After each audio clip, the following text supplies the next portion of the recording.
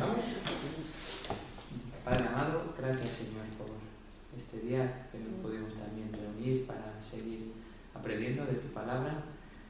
Ayuda a Israel a que pueda dar, Señor, tu palabra conforme a lo que tú quieres, Señor, y que nosotros podamos estar dispuestos y atentos para seguir poder aprendiendo y aplicándolo en nuestra vida.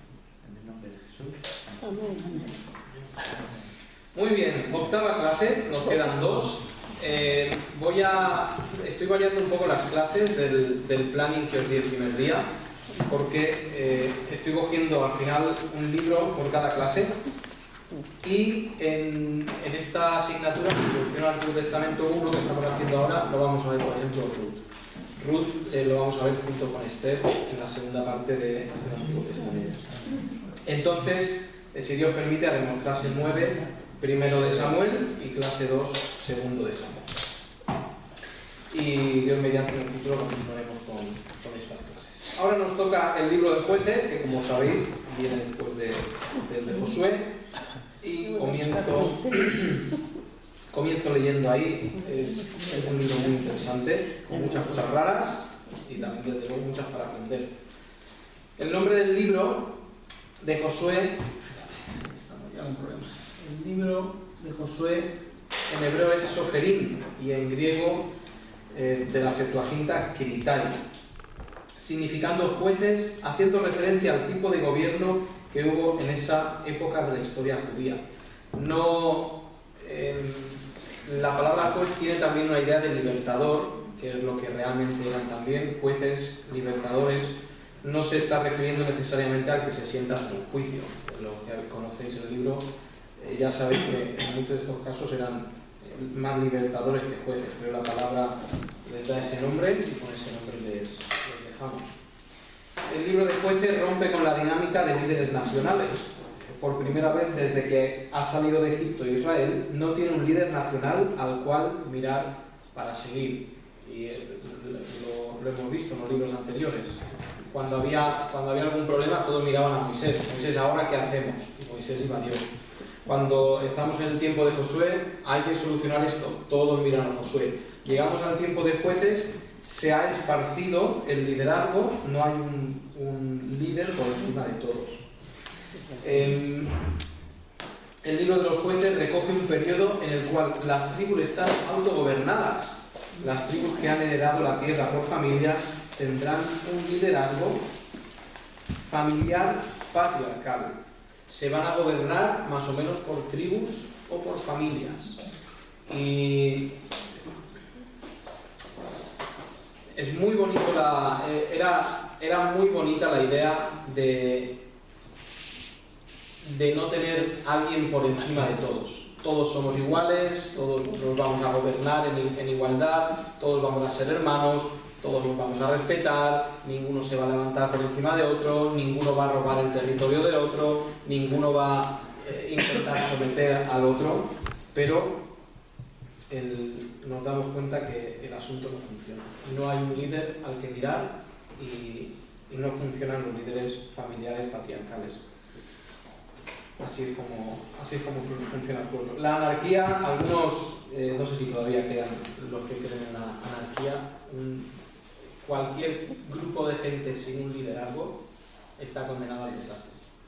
Está condenado a no hacer nada. Y como veis, no hay ningún país en el mundo que se considere anárquico.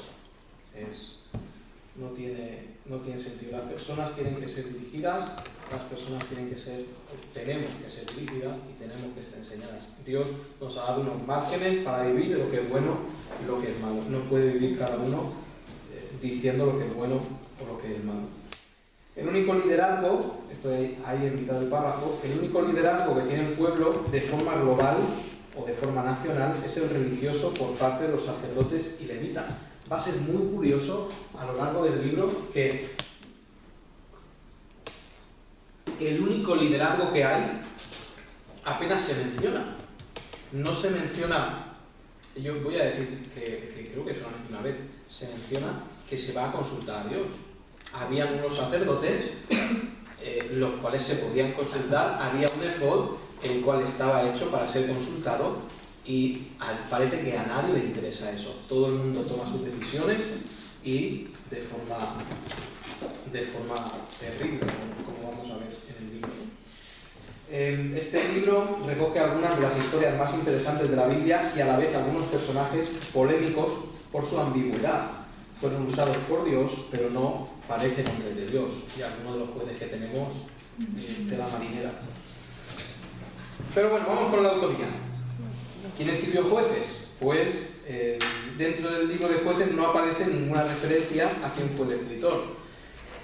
Si tenía cierta consistencia que Moisés escribiera el Pentateuco y Josué el libro con su mismo nombre, en Jueces nos falta esa figura principal a la cual atribuirle la autoría. La tradición judía nos señala a Samuel como el escritor, pero no por evidencias textuales. ¿De acuerdo? El libro nunca dice quién compuso, quién escribió. En 1 de Samuel 10:25 nos dice que Samuel leyó la ley al pueblo como hicieron antes Moisés y Josué. Eso le daría delante de todo el pueblo la autoridad como para ser el que compilara la historia judía, el que describiera la historia de los jueces.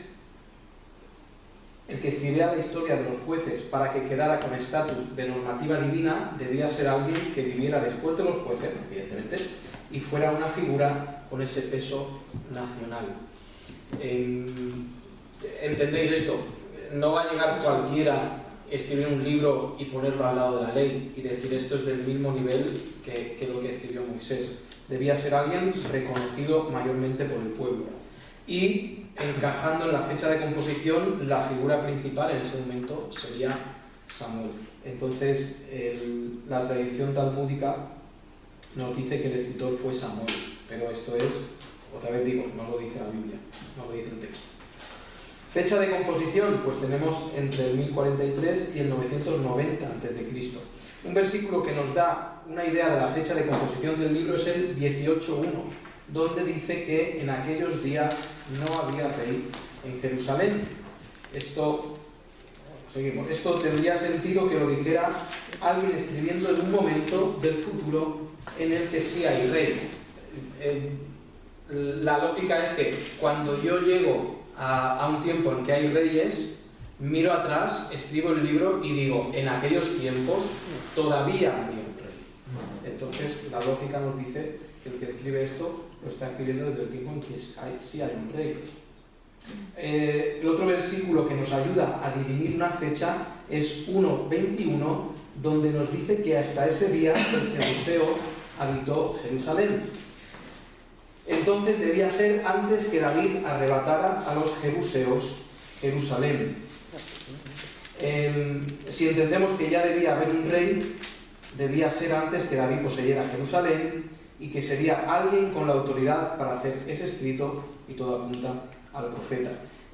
Cuando nos habla de David, tiene que ser antes de que David echara a los jebuseos. David es el que echa finalmente de Jerusalén a los jebuseos. Entonces tiene que ser entre que empiecen a haber reyes y David eche a los jebuseos, que fue en su tiempo. Entonces el periodo solamente podría ser entre Saúl y David. ¿Quién es el líder delante de todo el pueblo al cual el pueblo va a preguntar en esa época de Saúl y David? Samuel. Y después Natán, un poquito más tarde. Pero en ese momento Samuel. Entonces es lo que parece indicar todas las evidencias. La fecha de composición debería ser entonces entre el reinado de Saúl y la toma de Jerusalén por parte de David, que nos fechan los historiadores en el 990 a.C. ¿Qué estilo literario, qué género literario será Jueces? Pues básicamente son todo narraciones. No hay profecía apocalíptica, no hay apenas poesía, no hay teología, no hay ley tampoco, no hay una serie de leyes, por lo tanto una narrativa histórica. Contexto histórico, a ver, ¿cuándo ocurre todo lo que vamos a ver ahora en el libro de Josué, de Jueces? Pues José ha muerto en el final del libro de Josué con su nombre y el pueblo ha tomado posesión de la tierra. Establecidos y gobernados por familias, no hay un líder nacional al cual seguir. Es el momento de que el pueblo demuestre que van a obedecer a Dios y vivir según las normas que Él ha establecido. Y nos sale una carcajada después de leer esta frase, porque el pueblo es un desastre. En la tierra todavía se encuentran grupos aislados de tribus cananitas que el pueblo tiene que eliminar. Ellos toman, cuando entran a la tierra, vencen a una serie de enemigos que vimos la semana pasada. Primero hacen la campaña norte, centro, después hacen la campaña sur, finalmente terminan con la campaña norte y destruyen a los enemigos más grandes, pero quedan muchas tribus aisladas a las cuales eliminar. Esas tribus aisladas pueden ser ciudades pequeñas y que el líder de esa ciudad sea un rey. Quizá solamente con 500 personas, pero ya se le denominaría rey. A veces pensamos que siguen habiendo reyes en el libro de Jueces y decimos, pero si ya habían quitado un montón de reyes, ¿de dónde salen? Pues hay reyes que son reyes de ciudades muy pequeñas. Entonces,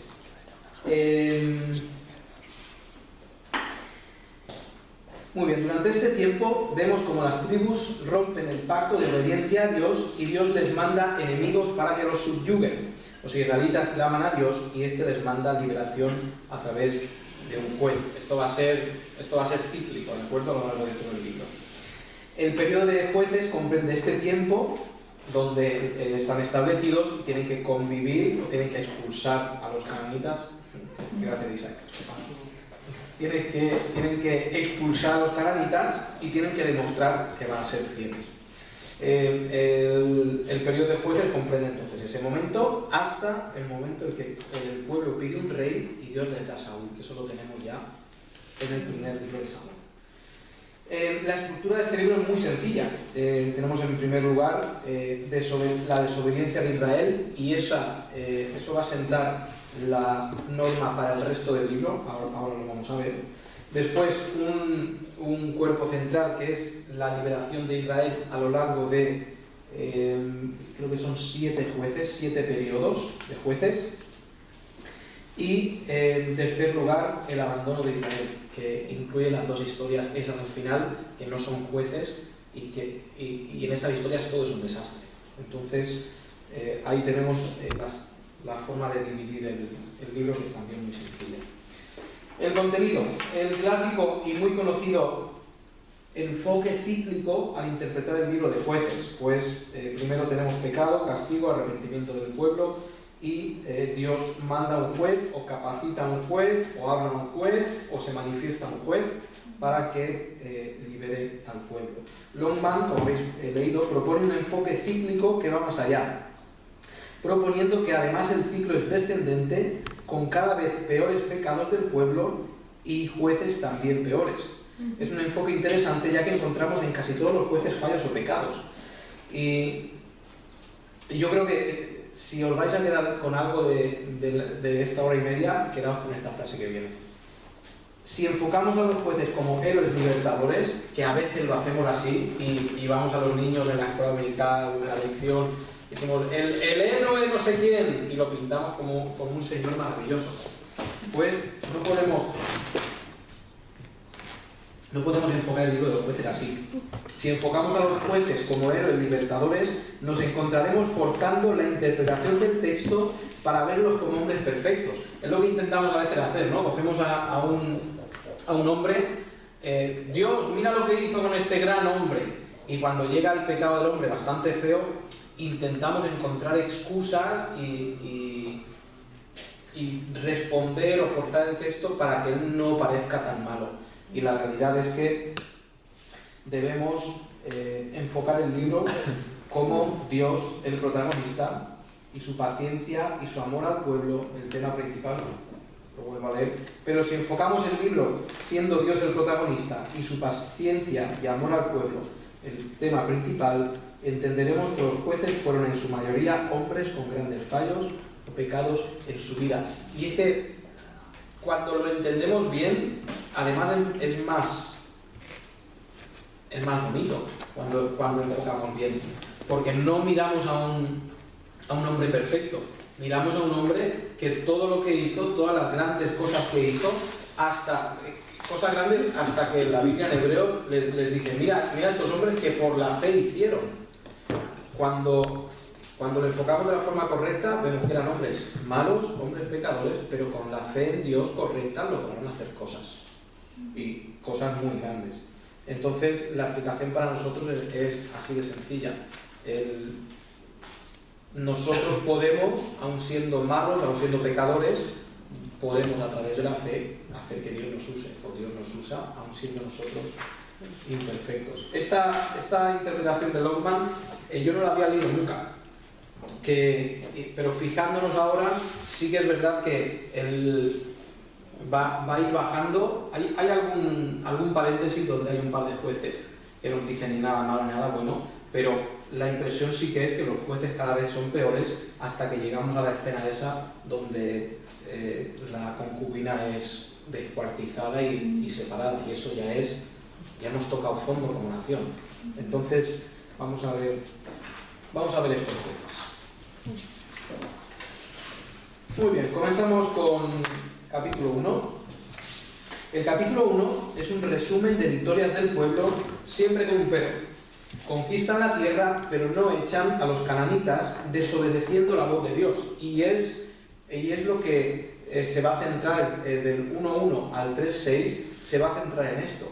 Fijaos, Judá y los de Benjamín no echan a los jebuseos. Gobiernan donde los jebuseos, pero no es más tarde hasta que viene David que echa a los jebuseos. Entonces los jebuseos, que son cananitas, están con ellos. Y la norma, la ley para los cananitas era expulsarlos o matarlos. Esa era la ley. Fijaos, tenemos otra tribu, Manasés, no echan a los de Bet-Seán. Efraín no echan a los de Gezer. Zabulón no echaron a los de Quitrón y Naal. Aser no echó a los cananitas de su tierra. Neftalí no echaron a los de Bet-Semes y Bet-Anat. ¿Por qué no los echan? Esta es una gran pregunta. Si tú has vencido al pueblo, ¿por qué no los echas? Pues los israelitas hicieron a los cananitas siervos de ellos y no los echaron porque vieron que podrían obtener un beneficio de ellos. Claro, es que esto era así de sencillo. Si tú echas a todos de la tierra, a todos de la tierra, te toca trabajar. Ahora, si yo conquisto un pueblo y lo que hago es sentarme mientras a estos que los he hecho siervos los pongo a trabajar y que me traigan el grano y que me traigan el trigo porque soy más fuerte que ellos, esto sí me interesa. Entonces los israelitas hicieron a los cananitas siervos de ellos y no los echaron porque vieron que podrían obtener un beneficio de ellos. Esto iba directamente en contra de lo que Dios les dijo que sucedería. Y en Josué 23, 12 al 13, les está diciendo: si no echáis a los cananitas de entre vosotros, os va a ser un quebradero de cabeza. Y esta desobediencia es absolutamente clara delante de Dios. Y fijaos que actual, que nuestro es esto, ¿no? Que del cristiano. Dios dice, si haces esto, mala cosa. Y tú miras los lados y dices, no, es que encuentro un beneficio en hacer el pecado. Encuentro algo que me gusta, algo que me satisface, algo de lo que voy a salir ganando. Y Dios dice, no. Y la realidad es, pues como siempre, la razón la tiene Dios. Y estos pueblos, lo vamos a ver a lo largo de jueces, van a ser un dolor de cabeza para los israelitas. Ellos esperaban, ahí a mitad del párrafo, un beneficio por no echarlas y finalmente recibieron un gran perjuicio. En el capítulo 2 tenemos el castigo por la desobediencia del pueblo.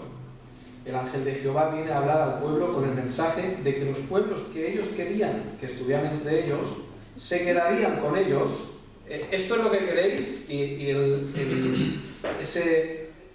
el capítulo 2, versículos del 1 al 5, marcan la maldición que vemos a lo largo de todo el libro de Jueces. Este ángel de Jehová, que es Cristo, baja y dice, ¿así que queréis a las naciones entre vosotras? Ningún problema, las vais a tener. ¿Es lo que queréis? Las vais a tener. Pero, dice el versículo 3, por tanto yo también digo, os serán tropezadero. y esa es la maldición por la desobediencia.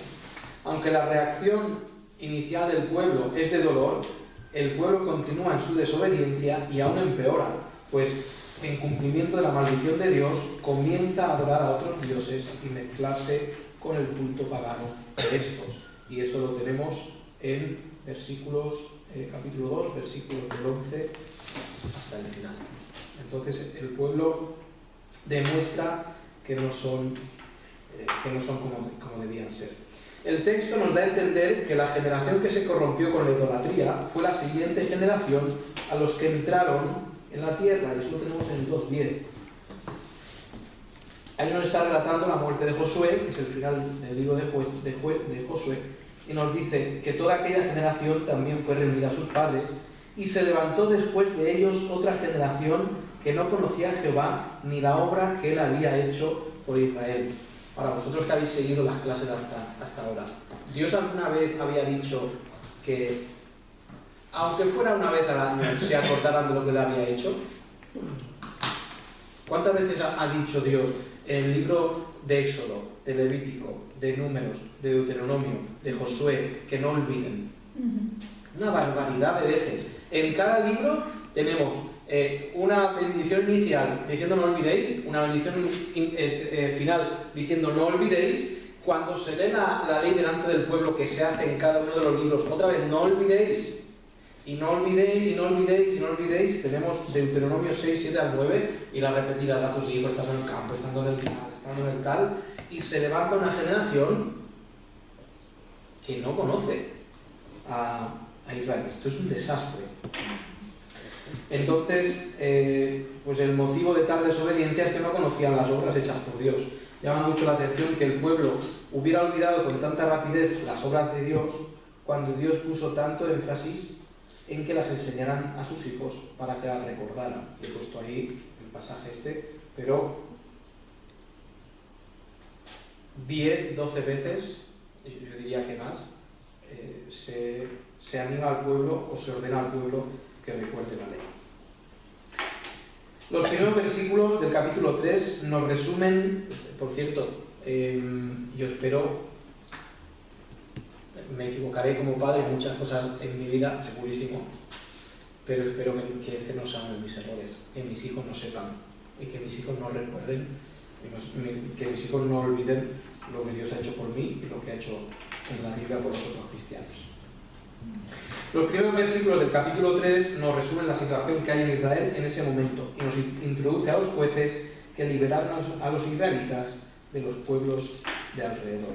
Una nota referente a la cronología de los jueces. Y tenemos, a ver si me acuerdo, y la semana que viene os traigo una cronología, porque es muy interesante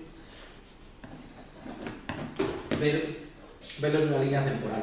En Primero de Reyes 6.1 nos dice que 480 años después de la salida de Egipto se empezó a construir el templo. ¿Os acordáis? Y esto es lo que nos marca la fecha en la que salieron los israelitas de Egipto, y con eso nos marca cuando Moisés fue a Madián, y a partir de esa fecha es que sabemos o podemos poner fecha a los grandes eventos. Pues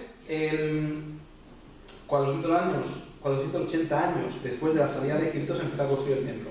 En ese tiempo debemos incluir años en el desierto, años conquistando bajo Josué, periodo de los ancianos que sobrevivieron a Josué, años de apostasía del pueblo, los jueces y los reyes Saúl y David. O sea, en 400 años tenemos que meterlos a todos ahí bien apretaditos. ¿Por qué digo esto? Porque si nosotros cogemos y sumamos todas las fechas que nos dice el libro de Jueces, que durante 40 años después hubo presión tantos años, después se levantó si sumáramos todas esas fechas, yo creo que conté 410 años, si sumamos todos, entonces no nos entran, porque ahí tenemos que tener, como he dicho, 40 años en el desierto, conquista de Josué, ancianos que sobreviven a Josué, los jueces y a Saúl y a David. Entonces, lo que Empiezo diciendo, la Biblia no nos dice que fuera cronológico todo lo que pasara. Entonces, la explicación más sencilla es que algunos jueces están superpuestos. ¿De acuerdo? Cuando muchas veces va a decir que juzgó a Israel, pero muchas veces debe ser de forma local, no de una forma global. Porque además unos jueces, y también os traeré, lamento no traerlo hoy, pero os traeré en un mapa en los lugares donde se levantaron los diferentes jueces, y hay jueces levantándose a lo largo de todo el territorio. Entonces, unas cosas podían estar ocurriendo a la vez que estaban ocurriendo otras. Pongo aquí un ejemplo. Si sumáramos el tiempo de los jueces uno detrás de otro, más los tiempos de opresión, no habría manera de encajar dentro de ese periodo de 480 años. Por eso lo más probable y lógico es que algunos jueces coinciden con otros. Al ser en diferentes lugares y ser jueces locales, no habría ningún conflicto con esto. La Biblia además no dice que coincidieran jueces de diferentes... No dice que no coincidieran jueces de diferentes lugares. Al contrario, lo que entendemos es que, por ejemplo, Sansón y Jefté debieron ser contemporáneos, ya que la opresión de los amonitas y los filisteos ocurrió aproximadamente al mismo tiempo. Y ahí tenemos el capítulo 10, versículo 7, donde nos dice que se levantaron los filisteos y los amonitas. Ahora, si veis un mapa,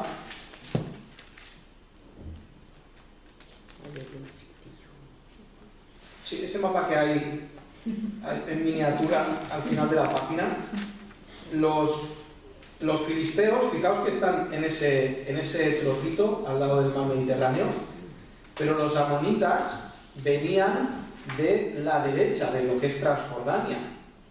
Entonces vienen de diferentes lugares y los jueces pelean con diferentes... y hay diferentes jueces entonces en diferentes zonas.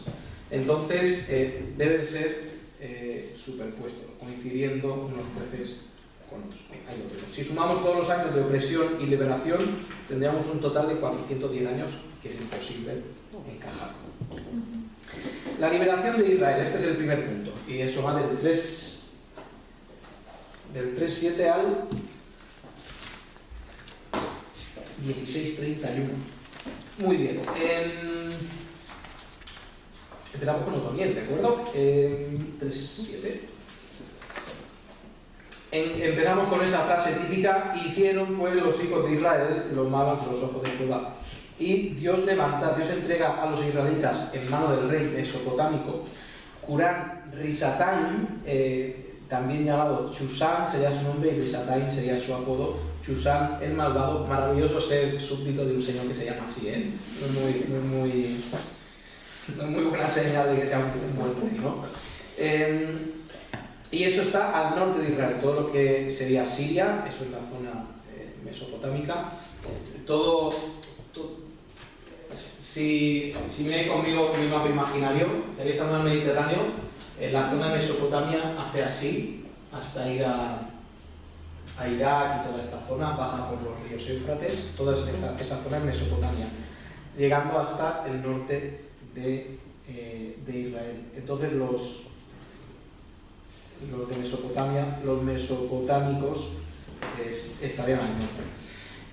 Esto no involucra una conquista necesariamente. Los reyes, cuando conquistaban tierras, se encontraban con el problema de que no tenían gente para poblar esa tierra, y tenían varias cosas que podían hacer. Algunas veces llevaban a todos cautivos y traían extranjeros a morar esa tierra, y otras veces sencillamente los hacían siervos, que es lo que ocurrió aquí.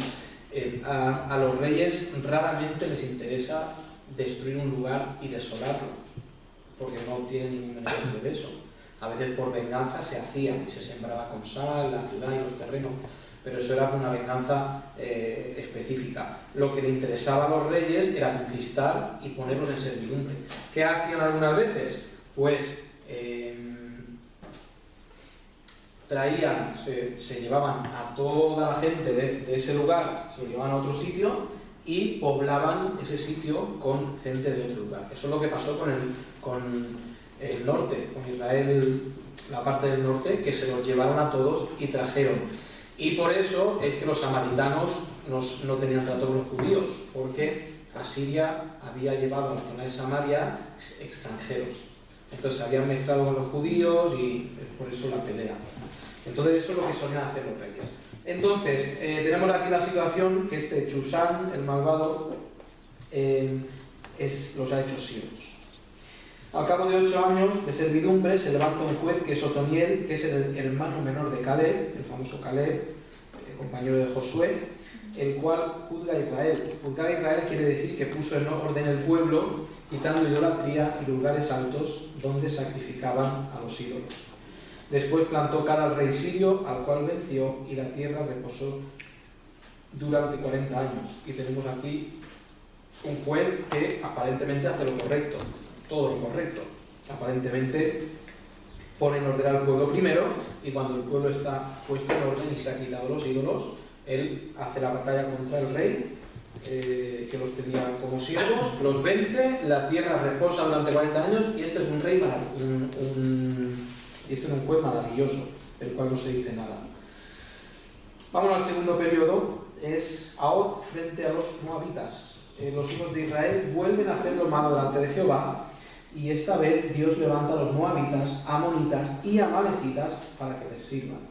Después de 18 años se levanta Ahod, quien con una estratagema, y este es el famoso zurdo, que a mí me parece que era manco, y hay discusión en eso. Hay gente que dice que era zurdo, hay gente que dice que era impedido de un brazo. Yo creo que era impedido, pero sabéis la escena, él va a presentar no sé si un regalo, no recuerdo, un regalo, y después le dice que tengo que decirte un secreto a este rey Eglón, y el gran rey Eglón, y cuando se queda a solas le apuñala, y después va a buscar al pueblo para que se levante en contra de los opresores, y la tierra tiene 80 años de reposo. Muy bien.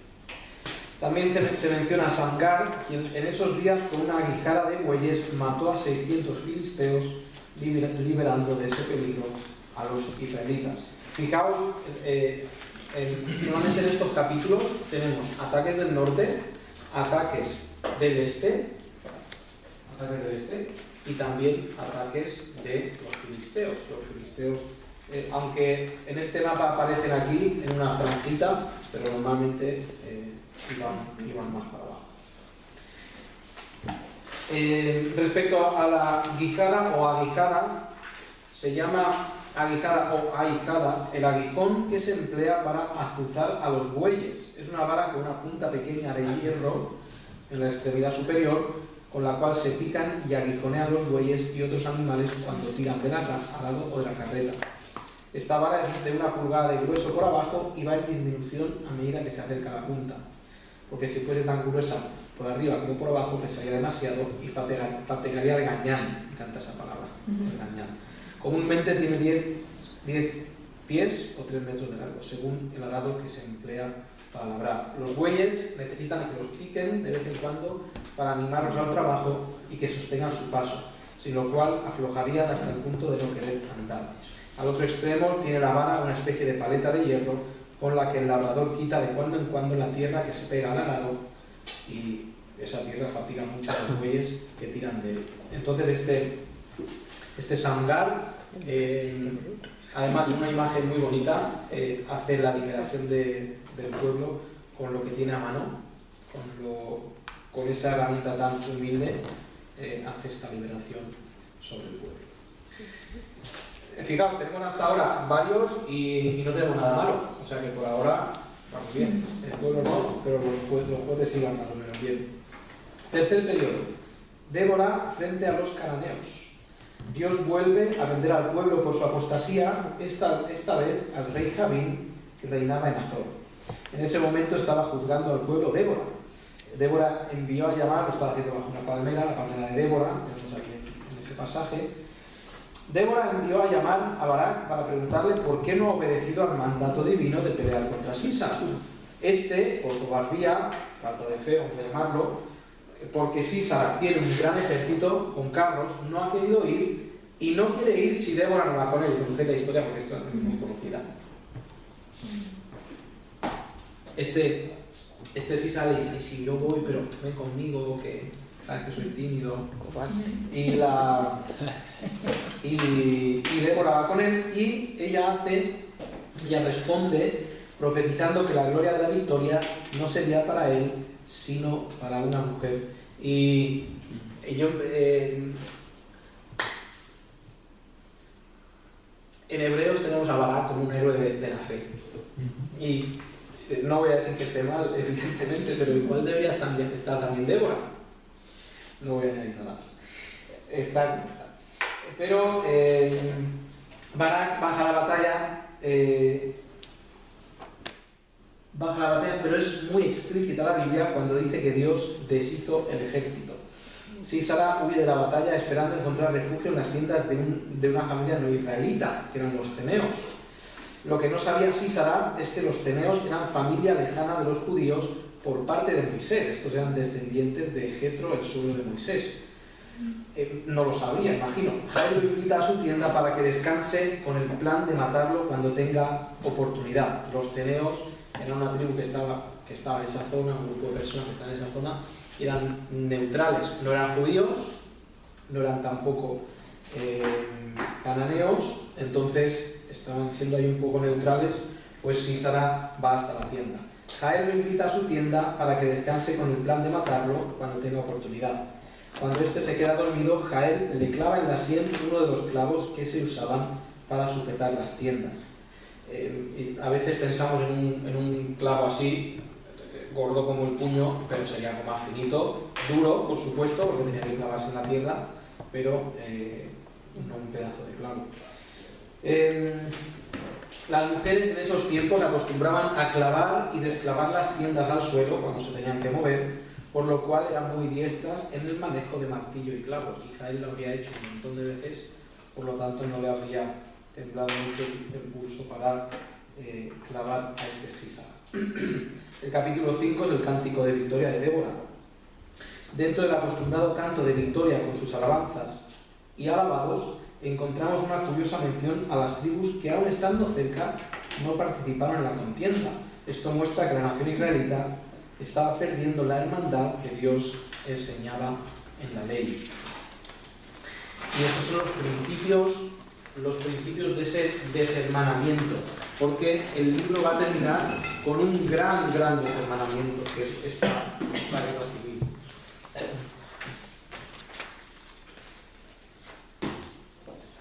Muy bien, cuarto periodo. Gedeón. Muy bien, vamos con Gedeón. A este lo conocemos más o menos bien.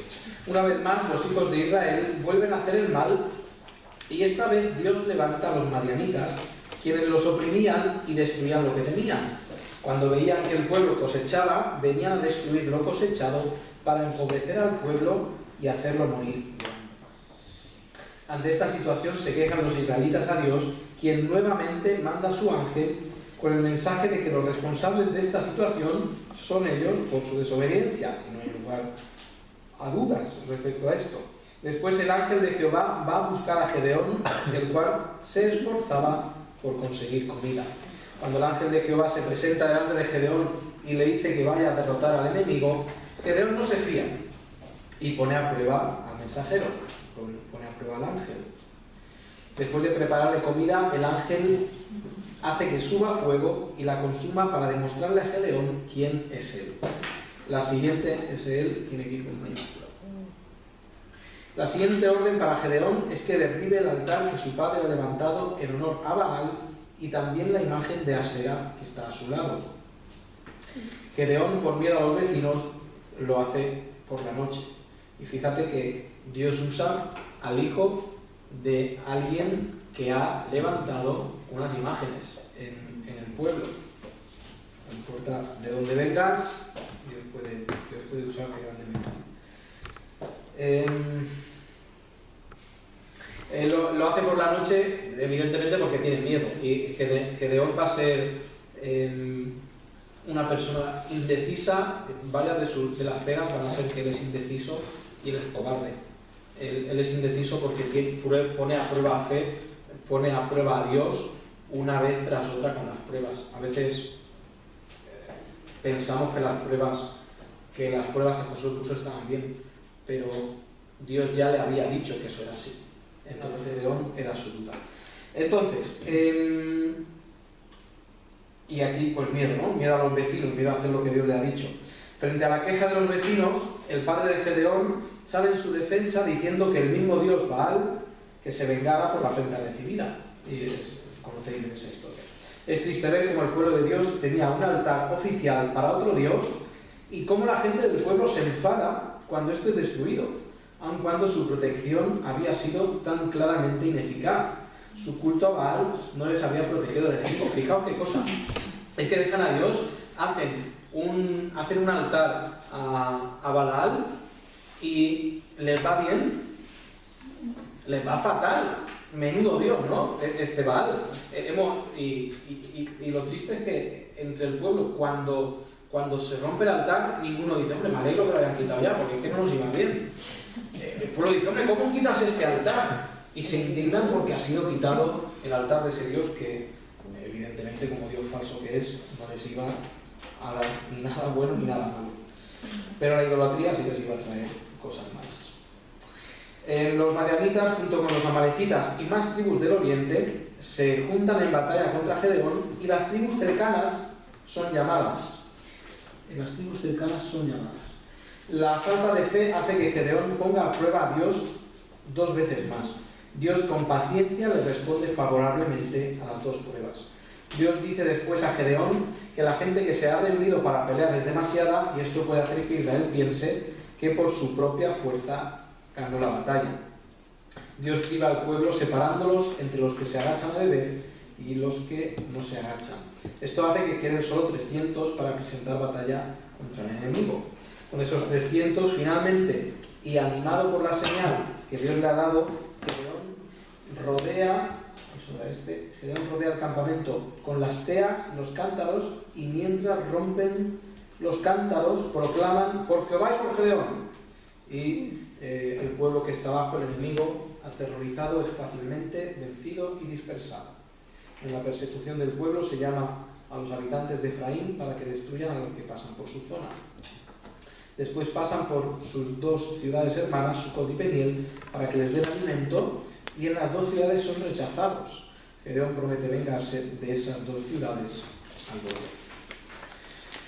Sigue con su persecución de los madianitas hasta que alcanza y captura a los reyes. Con los reyes en su posesión vuelve para hacer venganza sobre las ciudades y también sobre los propios reyes.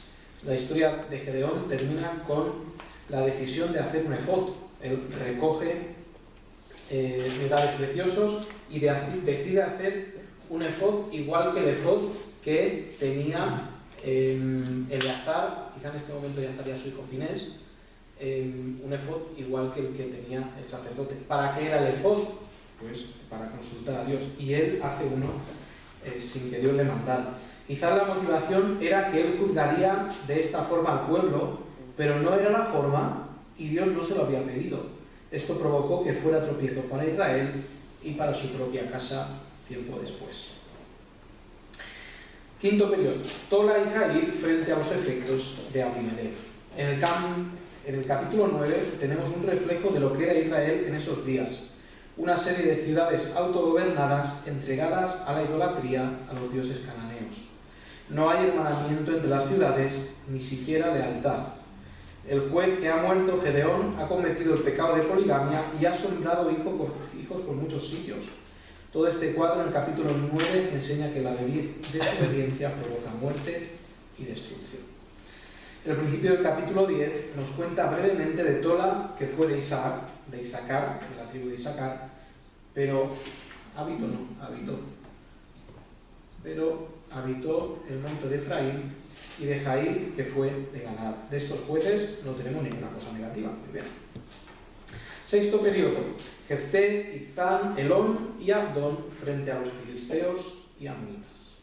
Este periodo comienza con un resumen de los dioses seguidos por los israelitas en traición a Jehová. Vamos a ver ese texto. 10:6.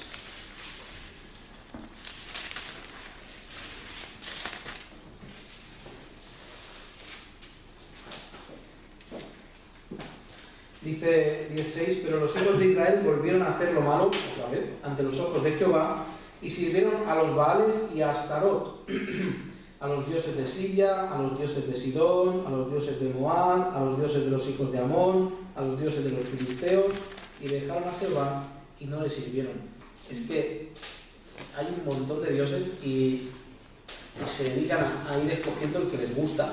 Y digo, todos estos dioses normalmente tenían, más por ser cananeos y porque nos lo dice anteriormente, una serie de cultos abominables, siempre con temas sexuales, con rituales, con un montón de cosas, y el pueblo se va detrás de todo esto. Entonces se ve que Dios no les vale y cogen cualquier otro dios, pues de todos los pueblos que había en esa zona. La idolatría de Israel es tan abierta y ofensiva delante de Dios que ante el clamor de estos por la presión de filisteos y amonitas, Dios responde que busquen auxilio en los dioses que ellos han elegido, a ver si esto les libra. Y eso está en el versículo 10. Dice, entonces los hijos de Israel clamaron a Jehová. Versículo 11, y Jehová respondió a los hijos de Israel, ¿no habéis sido oprimidos de Egipto, de los amorreos, de los amonitas, de los filisteos, de los de Sidón, de los de Amalek, de los de Maón, y clamando a mí nos libré de sus manos? Fijaos otra cosa aquí, es que están cogiendo dioses, no dioses neutros que son de a saber dónde, es que son los dioses de las naciones a las cuales han vencido. Y han demostrado delante de los ojos del pueblo que son dioses falsos, que son dioses que no valen, que son dioses que no pueden proteger, que son dioses que no pueden proveer, y el pueblo es tan necio que quiere esos dioses. La respuesta de Dios es muy sencilla. No queréis esos dioses, clamadle a esos dioses, a ver si esos dioses os ayudan. El pueblo se arrepiente y quita los ídolos, haciendo que Dios se conmueva y también se angustie por la aflicción de su pueblo. Y en ese tiempo aparece Jefté, que había sido echado de su familia por ser hijo bastardo, por ser hijo de una ramera. Nos dice el 11.1 que Jefté era hijo de Galaad y de una ramera. Entonces no era hijo legal. ¿Dónde estoy? Aquí. Al ser expulsado, sus hermanos le dicen, tú no vas a heredar entre nosotros, porque no eres hijo legal, eres hijo bastardo. Pues al ser expulsado, consigue un grupo de gente ociosa, con la cual forma un grupo fuerte. Se levantan en ese momento los hijos de Amón en batalla contra los israelitas, los cuales van a buscar a Jefté y su grupo para que les saque a batalla. Jefté accede a cambio de que le nombre rey.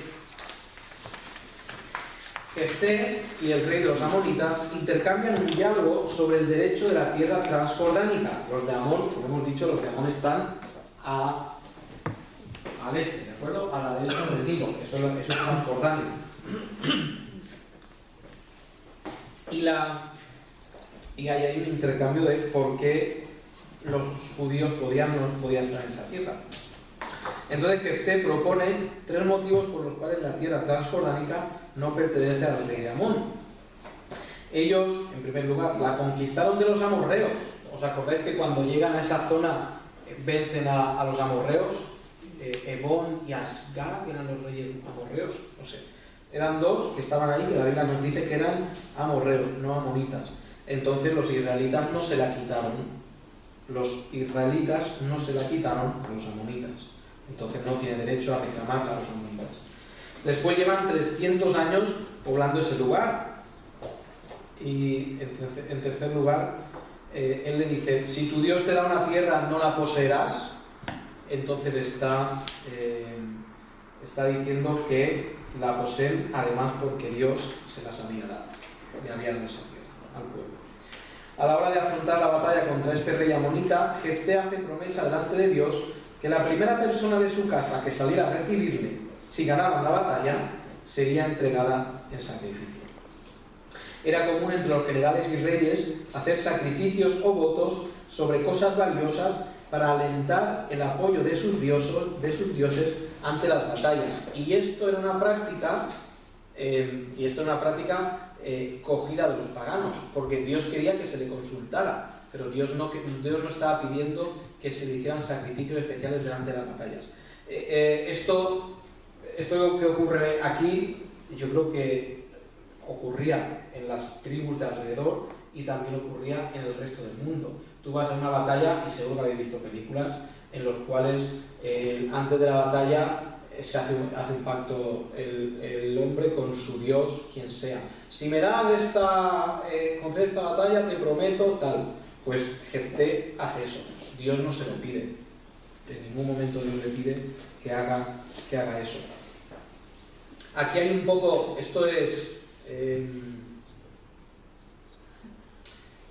aquí había un poco de un trato, ¿no? No hablando ahora a Dios. Baal, si tú me das esta batalla, yo te daré algo maravilloso, 100 vírgenes o un montón de rebaños o un montón de cosas. Entonces era un poco obligando al Dios a que te ganara la batalla para obtener esto. Entonces no tiene nada que ver con lo que Dios estaba pidiendo a los judíos. Sabemos cómo termina esto. Dios da la victoria a Jefté, y a su vuelta a casa, la primera persona que sabe a recibirle, y podría ser tranquilamente que Dios dijera: has querido hacer un voto que yo no te he pedido, pues aquí tienes tu pago. Y el pago es que sale su única hija. Su única hija, porque tampoco, no tenía ni hijos, ni varones ni chicas, solamente tenía a esa hija. El voto innecesario e inconsciente obliga a Jefté a dar a su única hija en sacrificio. Hago aquí un comentario respecto al sacrificio de Jefté. Estamos todos deseando encontrar una explicación para decir que no la sacrificó. Pero la discusión sobre si la hija de Jefté fue muerta en sacrificio o si fue ofrecida para el servicio del templo continúa hasta la actualidad. Una base de discusión es si la palabra "y" en el versículo 31 podría realmente ser una "o". Y fijaos, estamos hablando del 11:31 y dice: cuando regrese victorioso de los amonitas, será de Jehová, esa persona, y lo ofreceré en holocausto. Y lo que algunos proponen es que Saí es una producción y realmente es una "o", que entonces diría: cuando regrese victorioso de los amonitas, será de Jehová, o lo ofreceré en holocausto. Pues pongo aquí a favor y en contra. Digo, eso aclararía aparente error, aclararía que si era persona sería dedicada al templo, y si fuera animal sería sacrificado en holocausto. A favor del sacrificio humano, pues por el lenguaje parece claro que se está refiriendo a un sacrificio humano, y la palabra holocausto tiene que ver con quemar una cosa, así de sencillo, no entregarla o santificarla para el santuario. En segundo lugar, a favor, pues Jefté no ha sido promotor del arrepentimiento y la vuelta hacia Dios, y no tenemos nada que indique temor o servicio a Dios. No hay nada. Ahora, puede ser que luego Jefté fuera un hombre maravilloso de Dios, pero el pueblo ha decidido volver a Dios antes que Jefté. Jefté no ha sido el promotor. Por lo tanto, el texto hasta ahora no indica que Jefté fuera un hombre de Dios, absolutamente. En tercer lugar, él habitaba, antes de ser llamado, al otro lado del Jordán. Seguramente estaría muy familiarizado con este tipo de sacrificios. A favor de dedicarle al templo, pues en primer lugar, los votos eran cosas para agradar a los dioses propios. ¿Cómo podría Jefté ofrecer algo agradable a Dios que fuera un sacrificio humano? No tiene mucho sentido. Después nos dice en el versículo 39 que ella nunca conoció varón. Entonces el punto 2 es: ¿por qué aclarar que ella nunca conoció varón si fue muerta? Que no nos añade nada al texto decir que ella murió virgen, no añade absolutamente nada. En cambio, si aclara que nunca conoció varón, estaría demostrando que fue fiel siempre a su promesa, que lo que prometió hasta el último de sus días se llevó a cabo. Entonces, yo digo ahí, nos parece tan terrible el sacrificio de una hija que quisiéramos defender que la hija fue entregada al templo para que sirviera durante toda su vida. Pero, primero, debemos interpretar según el contexto de ese día, no según lo que nos parece bien en el siglo XXI. Esto es evidente. En el siglo XXI decimos, una barbaridad, no puede ser. Tenemos que encontrar la forma de cambiar las palabras para decir que eso no fue así, porque eso es demasiado terrible. Pues no, tenemos que interpretar según lo que se hacía en esos días. Las tribus cananitas estaban acostumbradísimos a ofrecer niños en sacrificio, a matar gente, a exterminios. Eso era el pan, tristemente, el pan de cada día para ellos. Y en segundo lugar, el libro de Jueces no pretende presentar y enfocar en la rectitud de los propios jueces, sino en la paciencia y misericordia de Dios. Puede ser que Jefté lo hiciera. Hay muy buenos comentaristas que dicen que la sacrificó, y hay muy buenos comentaristas que dicen que no la sacrificó. Para mí tiene sentido que no la sacrificara. Porque además dice el 40, y se hizo costumbre en Israel que de año en año fueran las doncellas de Israel a endechar a la hija de Jefté galadita 4 días en el año. No sé, lo que a mí me encajaría es que es dedicada al templo y una vez al año bajan a lamentar con ella que no tendría hijos y que no estaría con varón. No que bajaran una vez al año a llorar por ella 4 días.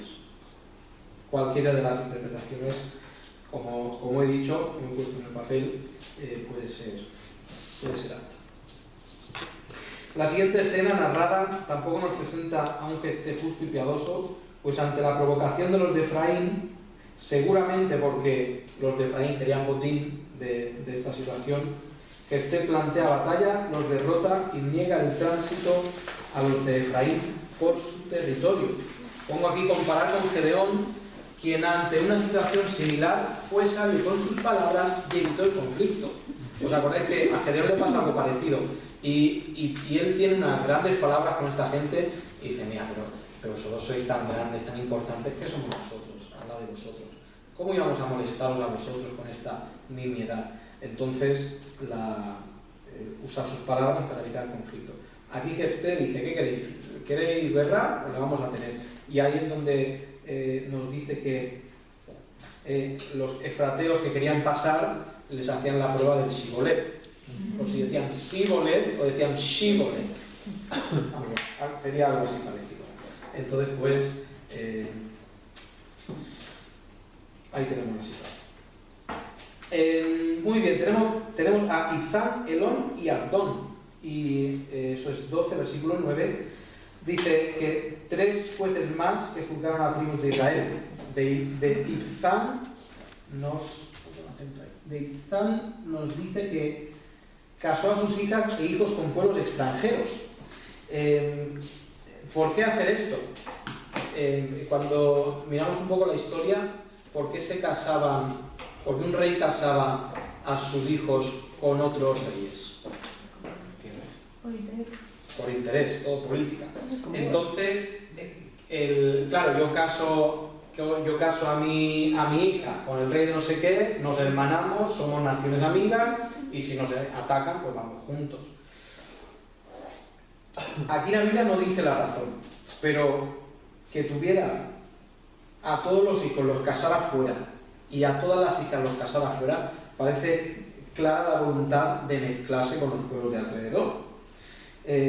Quizá para contraer pactos familiares con el fin de obtener paz y un reino más duradero, que más o menos esta era la jugada que se hacía en esos tiempos y se continuó haciendo durante muchísimos años. Esto es una conclusión mía, no sé, para mí tiene sentido. Y también tiene sentido que su reino, como él intentó gobernar al pueblo a base de sus propias jugadas, que fuera uno de los que menos tiempo gobernó. La justicia de Dios. Solamente 7 años juzgó a Israel. Después tenemos a Elón, de Zabulón, el cual gobernó 10 años, y después tenemos 70 hijos. ¿Por qué pone Israel? Israel. Con cuántas mujeres. Ah, claro, después juzgó a Israel. Después juzgó a Israel a Adón. Que cabalgaban en 70 asnos, pues no nos dice nada la Biblia de esto, parece fabuloso, pero juzgó a Israel 8 años. Parece que son muy cómodos los asnos. Muy bien, séptimo periodo, tenemos a Sansón. Muy bien, y la conocida historia de Sansón comienza con la aparición del ángel de Jehová a la madre y después a los padres de Sansón estando juntos. Ya sabéis que se aparece el ángel de Jehová, habla a la madre, después la madre va a decir sobre al padre y después se aparece a los dos. El ángel les da instrucciones de cómo Sansón sería nazareo todos los días de su vida. No bebería nada alcohólico, no pasaría navaja por su cabeza, ni podría tocar cualquier animal muerto. ¿Os acordáis que cuando vimos el voto nazareo, la gente podía hacer este voto temporalmente? Podías ir al templo y decir, durante este tiempo me quiero consagrar a Dios, agradecer a Dios lo que Dios ha hecho por mí y me voy a dedicar solo a la obra de Dios o a la ayuda en el templo, con lo que haga falta. Entonces, durante ese tiempo, que normalmente eran tiempos establecidos, no se podía hacer ninguna de estas cosas. Entonces, lo que dice el ángel es que Sansón sería nazareo desde su nacimiento. En esta situación de elección y consagración debería hacer, o esta situación de elección y consagración debería hacer a Sansón alguien especial y con el Espíritu de Dios. En el capítulo 14, Sansón, que vivía cerca de los filisteos, ve a una de las hijas de los filisteos y habla con sus padres para que se la den en matrimonio. Aquí hay que aclarar una cosa: los filisteos no eran una de las naciones con las que no se podían casar los judíos, ¿de acuerdo? La Biblia da 7 naciones con las cuales no se podían casar y los filisteos no eran una de ellas. Ahora, los filisteos no eran una de las naciones con las que no se podían casar los judíos, pero claramente era preferible casarse entre el pueblo, y los padres lo saben, por lo cual increpan a su hijo a que no eligiera a alguien del pueblo filisteo. Dios le da muchos ejemplos al pueblo de separación, y eso es un principio espiritual que llega a nuestros días: no os unáis en yugo desigual. Entonces, ellos tenían en sus leyes muchas, por ejemplo, no sembrar 2 campos juntos, y ahí está hablando de la separación, no era conveniente hacer eso.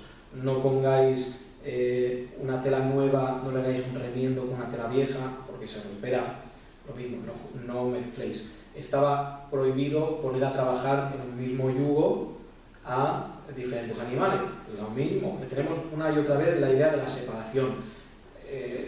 Con los cananitas muchísimo más, pero la separación, la santidad del pueblo. Entonces, directamente no les había sido prohibido casarse con filisteos, pero no era lo mejor. Y que no era lo mejor nos lo deja más claro que los padres protesten. Los padres no dicen, ¡ay, maravilloso los filisteos!, sino que dicen, oye, es que no hay entre el pueblo. Entonces, ellos no entendieron que el casamiento fue promovido, permitido por Dios para tener ocasión de derrotar a los filisteos. Para más INRI, es que los filisteos son un pueblo enemigo, es que están en guerra. O sea, está yéndose a elegir a una chica que es enemiga, con la cual están en guerra y están batallando. En este momento hay guerra entre los filisteos y los israelitas, por lo tanto son enemigos, se están juntando con el enemigo. En toda la historia se ve una constante tensión entre filisteos y los israelitas, pues precisamente por esto, porque eran enemigos y porque estaban además no en un tiempo de paz, sino en un tiempo de guerra. Hay discusión sobre si un nazareo estaría rompiendo su voto al matar un animal con sus manos, que es lo que hace Sansón. Sansón mata el animal con sus manos y hay una discusión si esto rompería el voto nazareo o si estaba prohibido para los nazareos. Todo parece indicar que sí, pues Sansón no se lo dijo a sus padres. que él esconda esto de los padres y luego que lo vuelva a esconder, porque él luego saca miel de ese león, y que vuelva a esconder la procedencia, yo creo que deja claro que estaba mal. Quizá matarlo con otra clase de herramienta, palo, espada, otra cosa estaría permitida, pero si mató al animal, toca un animal muerto, ¿no? Yo creo que esto no tiene más historia que esa. Entonces, pues todo parece indicar que sí, pues Sansón no se lo dijo a sus padres, y en este pasaje se ve a Sansón una vez tras otra haciendo las cosas mal. Entonces entra en la dinámica del pasaje. La siguiente cosa que hace mal es hablar con la mujer. ¿Por qué hace mal el hablar con la mujer? Porque en aquellos días no son como estos, que tú puedes hablar con cualquier chica libremente. En aquellos días se consideraba mal e impropio que un hombre estuviera hablando directamente con una mujer. Entonces, pues eso estaba mal también.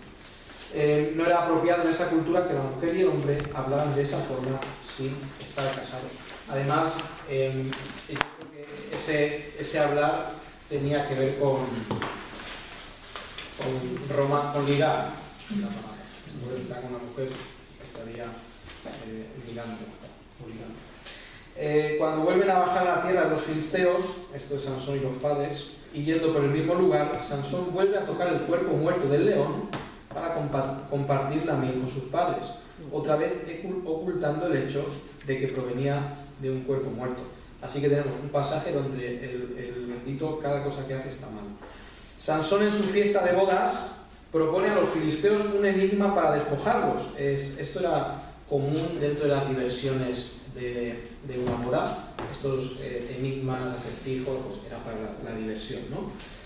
Pero, fijaos, está Sansón sentado entre un montón de enemigos y casándose con una enemiga. Entonces, los filisteos, incapaces de solucionar el enigma, van a hablar con la mujer de Sansón para obtener a través de ella la respuesta. Son 7 días de fiesta y evidentemente no estaban 7 días sentados comiendo, descansarían, dormirían y etc. Entonces pues, hay ocasión para que los hombres se acerquen a la mujer y la amenacen. Bajo amenazas de muerte, ella accede a preguntarle a Sansón la respuesta. Llora los 7 días de fiesta para que Sansón le dé la solución, y cuando Sansón le descubre la respuesta, ella se la revela a los filisteos, que respondiendo a Sansón ganan la apuesta. Sansón, para pagar la apuesta, bajó a Ascalón, ciudad filistea, y mata a 30 hombres, y fue el pago de la apuesta, estos 30 vestidos. Sansón, después de esto, vuelve a casa de su padre, enfadado seguramente con la chica, porque le dice eso famoso de: si no hubiera estado hablando con mi gavilla, dice, novilla, eso. Si no hubiera estado hablando con mi novilla, no lo habréis sabido. Así que mosqueado se va. Y continúa el párrafo. Sansón, que ha vuelto a casa de su padre, decide ir a ver a su mujer con un cabrito. Y claro, se han peleado, pues tiene que ir con flores o con un cabrito.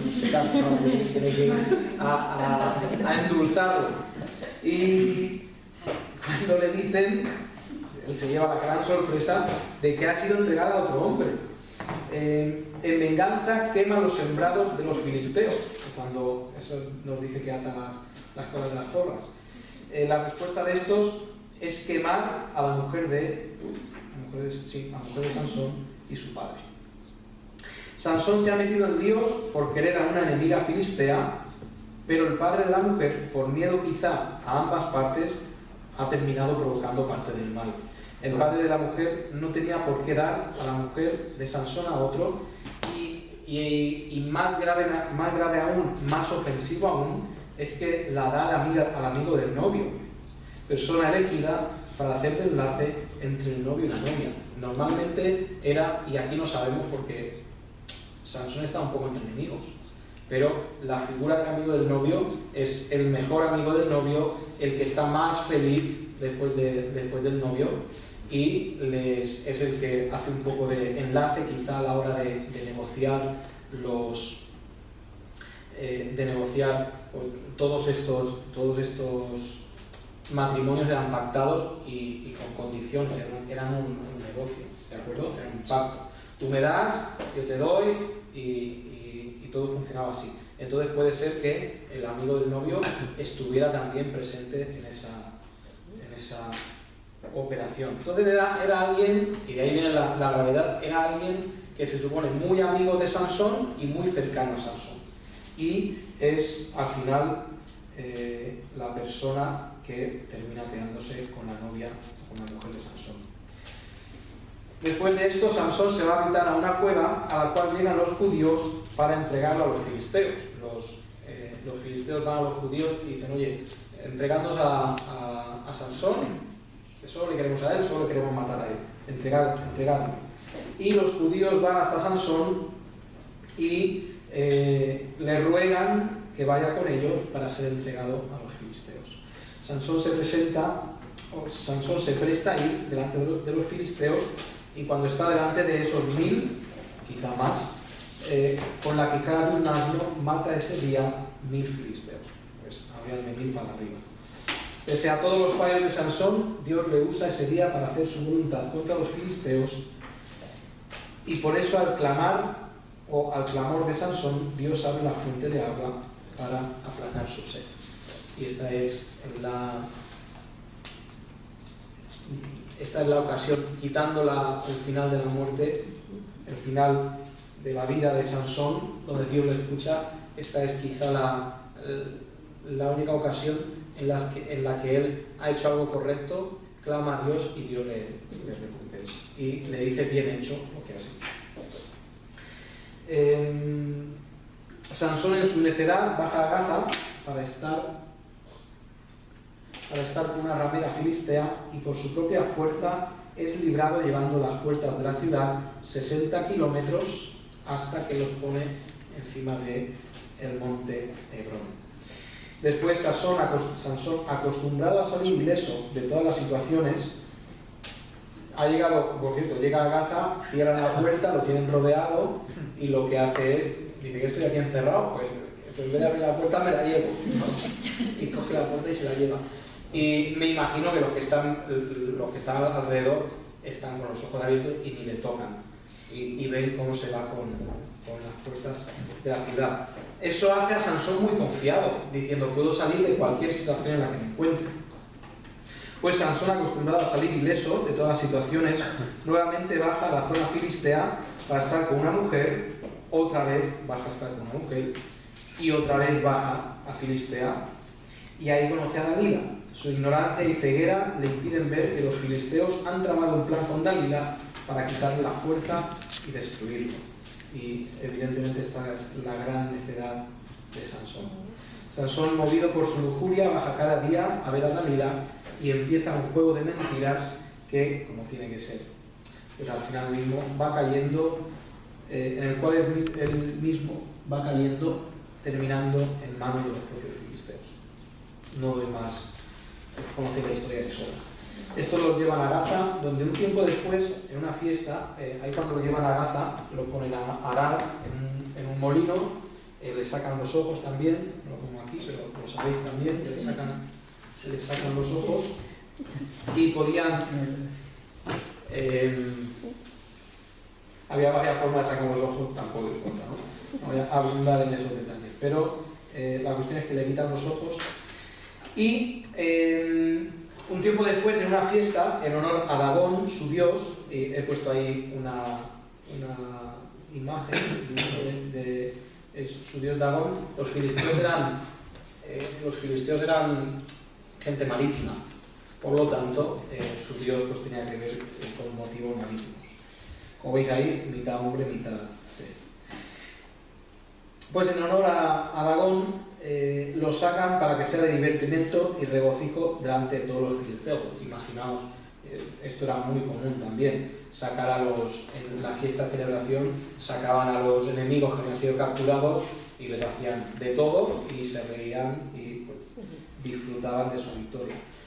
Pues él es llevado hasta unas columnas, clama a Dios que tuviera por última vez su fuerza sobre él para hacer venganza de los enemigos. Sansón, al que consideramos un juez controlado por las pasiones más bajas, lo encontramos en Hebreos 11 como ejemplo de fe. Quizá el tiempo encarcelado en Gaza fue un tiempo de arrepentimiento e introspección. Puede ser. Pues terminamos la parte de los jueces y vamos al tercer punto, que es el abandono de Israel. Y tenemos estas dos historias tristes, feas también, son historias muy feas, y vamos a ver por ellas. Los capítulos restantes no nos hablan de ningún juez, sino de la situación de profunda apostasía que reinaba a lo largo del pueblo. Asesinato, falta de juicio sobre el malo, deserción, falta de hermandad, idolatría, venganza, deslealtad, guerras internas y desobediencia en general eran habituales prácticas del pueblo. Y si recapituláramos por todos los pecados que hemos visto en el libro de Jueces, tendríamos una lista bastante grande.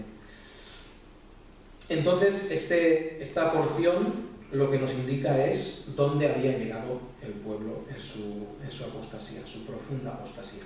Y tenemos esta historia, versículos del 17.1 al 18.31. Micaías, con los 200 siclos de plata que le da su madre, manda hacer una imagen de talla y otra de fundición. No sabemos, ¿no? La historia no aclara, habían desaparecido 1200 y Micaías dice, los tengo yo. No sé si se los habría robado a su madre o él los habría conseguido o encontrado. La cuestión es que la madre de Micaías da 200 siclos de plata y con ese dinero hace imagen de talla y otra de fundición. Se hace una casa de dioses con efod, terafines y sacerdotes como en el tabernáculo. Está haciendo un tabernáculo en miniatura, cosa evidentemente totalmente prohibida. Los terafines eran dioses personales que las personas podían llevar encima o tener en su casa. Normalmente serían de tamaño pequeño. Hoy en día serían como amuletos que tiene la gente esperando que le traigan suerte.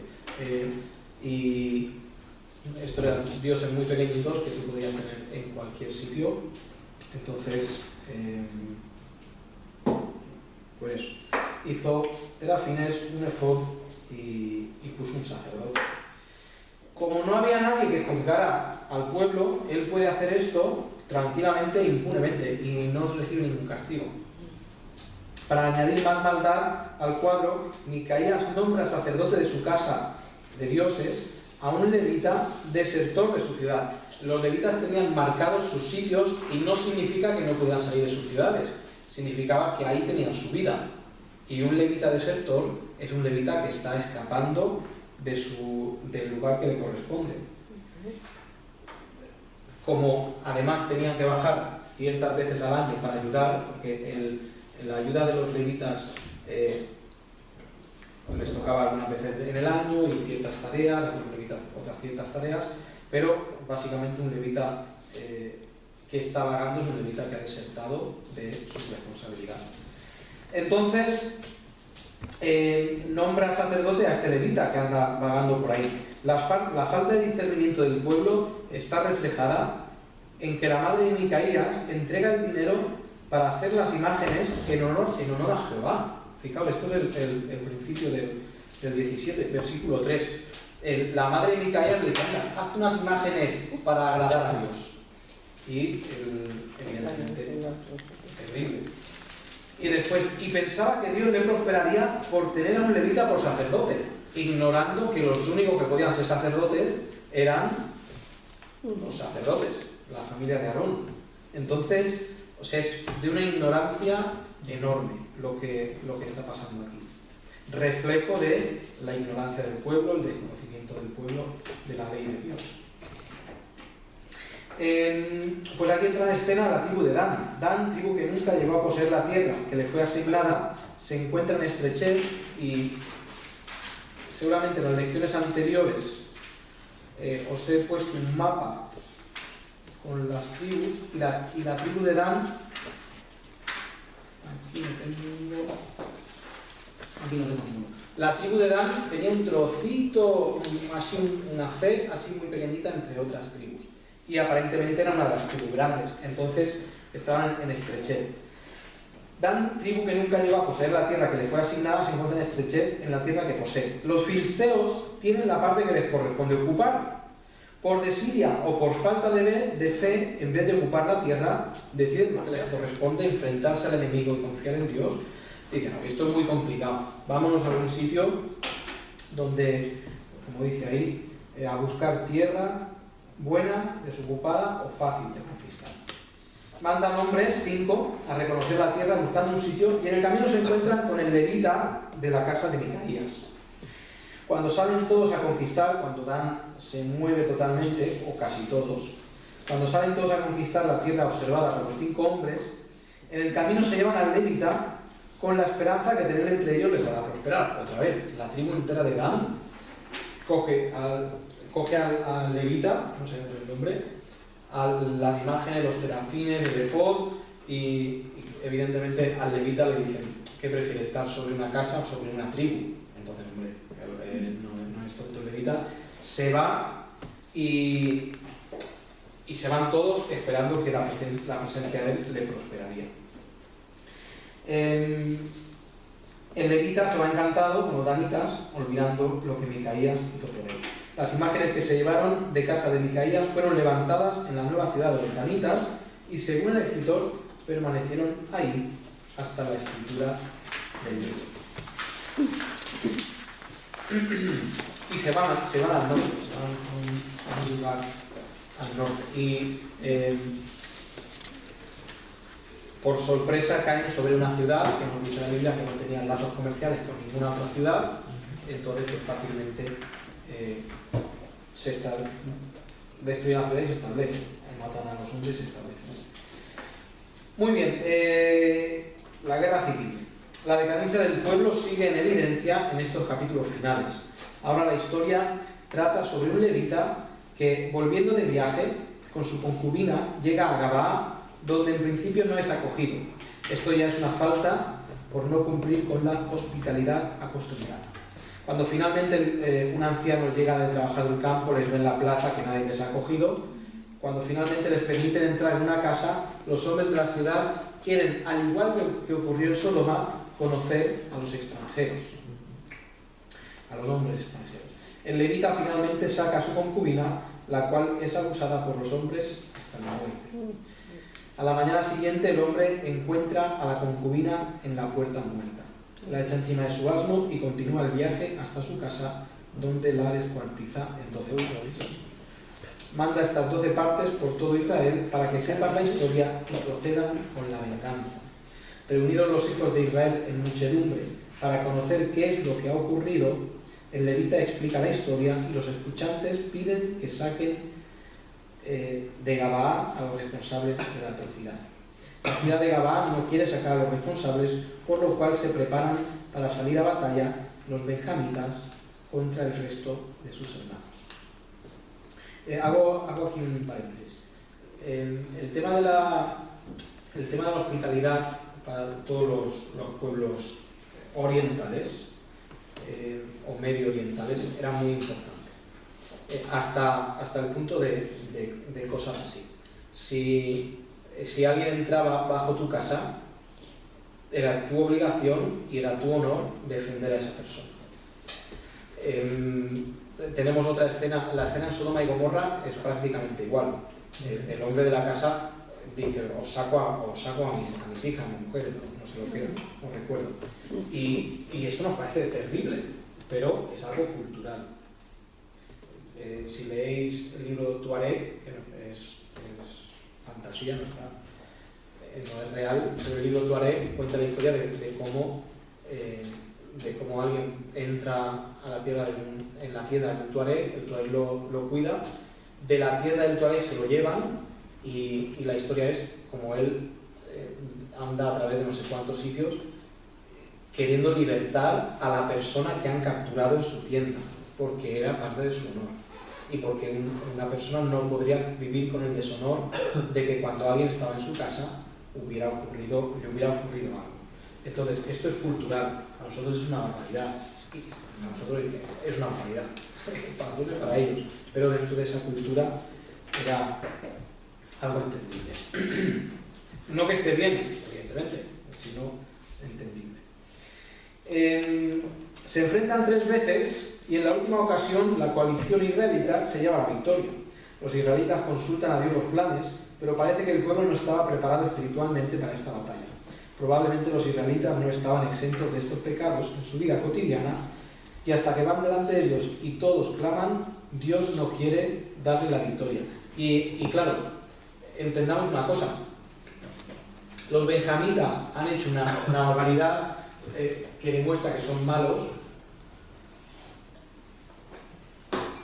pero es que los israelitas que vienen es que son iguales de idolatrar, iguales de todo, igual. En esta escena son los buenos, pero es que de buenos seguramente no tendrían nada.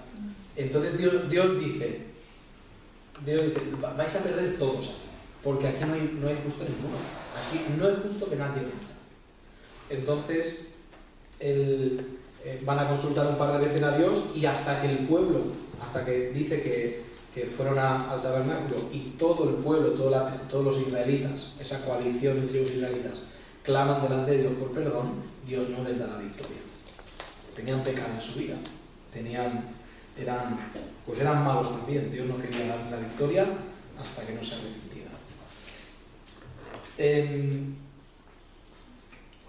Es muy significante que la última de las batallas en este libro sea una guerra civil entre tribus. La maldición que Dios impuso sobre ellos, que estarían permanentemente en guerra, llegó no solamente a ser entre los cananitas y los israelitas, sino también entre los mismos hermanos. A consecuencia de esta guerra, los israelitas juran no dar mujeres para los benjamitas, pero a la vez sienten dolor porque una tribu de Israel desaparezca. Así que frente a la falta de mujeres, proponen a los benjamitas que tomen a las mujeres de Jabes Galaad, ciudad que es destruida por no querer salir en batalla contra Benjamín. Cuando han derrotado a Benjamín, a alguien se le ocurre preguntar, oye, ¿hay alguna ciudad que no haya salido a pelear?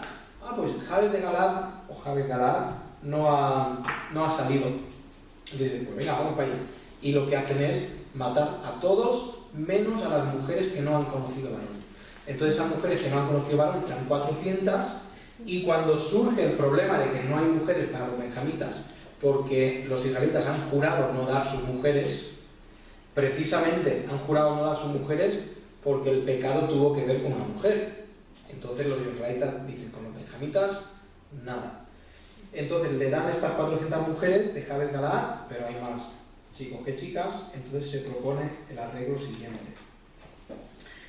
Como los benjamitas necesitan más mujeres, proponen que en Silo, esto lo proponen los judíos, no los benjamitas, ¿vale? Proponen que en Silo, en el tiempo de la fiesta, donde las mujeres salen a danzar, ellos podrían raptar mujeres para casarse con ellas. De esta forma, los israelitas no rompieron su juramento por no dárselas y los benjamitas podrían tener las mujeres que necesitaban. Hacen un arreglo para quedar más o menos bien todos, y un arreglo inteligente. Nosotros no las damos, vosotros no las robáis. Entonces, fijaos, esto está bien. Aunque la Biblia menciona en Hebreos 11 a algunos de estos jueces como héroes de fe, debemos hacer énfasis en que muchos de ellos fueron hombres llenos de pecados que ciertamente tuvieron fe en momentos clave. Si queremos ver a los jueces como los protagonistas de este libro, queriendo verlos como grandes hombres de Dios, lo dije ya al principio, nos encontraremos forzando la interpretación del texto para excusar sus faltas o pecados. El gran protagonista del libro es Dios y su gran paciencia con el pueblo rebelde. Esa es la gran enseñanza del libro de Jueces. Terminamos con Cristo en el libro de Jueces. La presencia más evidente de Cristo en el libro de Jueces es a través de sus apariciones. El ángel de Jehová habla delante del pueblo, al principio, el capítulo 2, versículo 3, habla delante del pueblo trayéndole la maldición que afecta a esa generación y a las siguientes y afecta a todo el libro de Jueces. Cristo mismo nos enseñó que él escuchaba y obedecía, que el escucharle y obedecerle, no, está bien, que el que escuchaba y obedecía le iría bien, pero el que escuchaba y no obedecía le iría mal. Eso en Mateo 7:24. El que me oye y hace estas palabras le compararía a un hombre que edificó su casa sobre la piedra. Y el principio, lo que marca todo el libro, es Dios, Cristo apareciéndose, diciendo: no habéis hecho lo correcto, aquí tenéis vuestro castigo. El ángel de Jehová se aparece en 6:11 encomendando una tarea a Gedeón. Y vemos que el que está con Cristo, sea grande o pequeño, sea temeroso, sea miedoso, sea indeciso o pequeño, tiene la victoria asegurada, no por él, sino por Dios. En 13:1 el ángel de Jehová viene para dar el mensaje a los padres de Sansón que ese niño sería escogido y santificado para hacer la obra de Dios. Nosotros a través de Cristo somos hechos herramientas de Dios, escogidos, preparados y separados también. Y finalmente terminamos diciendo: si tenemos un juez por excelencia, es Cristo. No imperfecto como vemos en el libro, sino perfecto en todo y ejemplo en todo. Entonces, este es el libro de los jueces. ¿Y alguna pregunta, comentario? No, una observación. Pero lo que estoy viendo desde aquí hasta aquí es lo que está pasando ahora. Desde aquí me años atrás, vamos lo mismo, haciendo más o menos igual. Fíjate, desobediencia, castigo. Obediencia. Aprovecharse de las mujeres. Sí, lo mismo que hacer lo que te da la gana, como ahora. Sí. Y fíjate que hay muchos pecados, hay muchos no. Todos los pecados se dan en nuestra época de alguna otra forma, en un contexto diferente. Falta de hermandad, evidentemente. Lujuria como Sansón, evidentemente. Miedo como Gedeón, evidentemente. Entonces, ahí ya está. Por eso podemos leerla y aprender a diario. Muy bien, vamos a terminar una oración también. Gracias te damos, Padre, por este tiempo que hemos podido estar en tu palabra, Señor. Gracias porque tú eres el juez verdadero, justo y soberano, que tú impartes tu justicia divina, Señor. Ayúdanos a poder aprender de estos hombres que, aun con sus pecados, sus defectos como nosotros, pero tuvieron fe, Señor, en los momentos clave. Ayúdanos a tener fe en nuestras vidas también, Señor, a poder confiar en ti a pesar de lo imperfectos que somos. Y te pido que nos ayudes a poner este